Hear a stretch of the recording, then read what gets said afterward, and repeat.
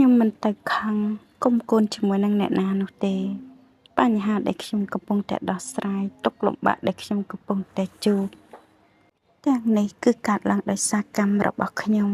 ដែលបានសាងមកទើបបណ្ដាលឲ្យជីវិតរបស់ខ្ញុំជួបតែមនុស្សបែបនេះជួបតែបញ្ហាបែបនេះជួបជាមួយនឹងរឿងរ៉ាវយ៉ាងនេះមួយជីវិតរបស់ខ្ញុំនេះអស់ពោពេកហើយទឹកភ្នែកដែលខ្ញុំកំពុងតែហូរទុក្ខលំបាកដែលខ្ញុំកំពុងតែរែកពុនបញ្ហាដែលខ្ញុំកំពុងតែប្រឈមមុខសូមឲ្យខ្ញុំសងត្រឹមជាតិនេះឲ្យអស់រាល់បាបកម្មទាំងឡាយដែលខ្ញុំបានសាង